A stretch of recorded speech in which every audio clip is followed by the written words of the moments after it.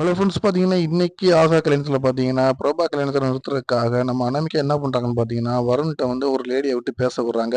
அத நம்ம சூர்யா வந்து வாட்ச் பண்றாரு. பட் என்ன பேசிக்கிறாங்க அப்படிங்கிறது அவருக்கு தெரியல. அதனால அவருக்கு ஒரு சின்ன சந்தேகம் இருக்கு. பட் இருந்தாலும் அத அவரு வெளில சொல்லாம இருக்காரு. அந்த லேடி பேசிட்டு நேரா கல்யாண ஃபங்ஷனுக்கு போயிறாங்க. பட் வருணோட வேலை செய்ற அதாவது வருண் மேனேஜ்மென்ட்டுக்கு கீழ வேலை செய்ற ஒரு அவங்க ஒர்க்கர் அப்படிங்கிறது மட்டும் நம்மளுக்கு நல்லாவே தெரியுது.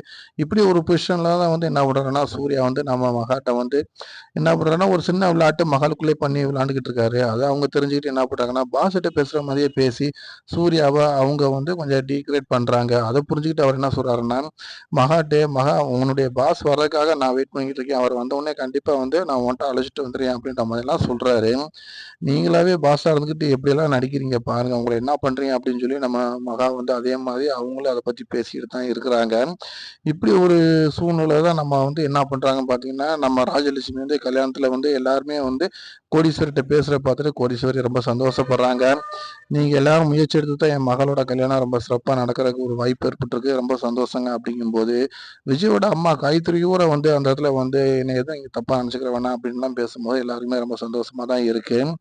பட் என்னன்னு பார்த்தீங்கன்னா, இதுல வந்து எப்பயும் போல வந்து சித்ரா தேவியினுடைய ஆட்டம் வந்து எப்பயுமே குறையவே இல்ல. அவங்க என்ன பண்றாங்கன்னா, உங்களோட சந்தோஷம்லாம் இன்னும் கொஞ்ச நேரத்துல வந்து நிக்கப்போது.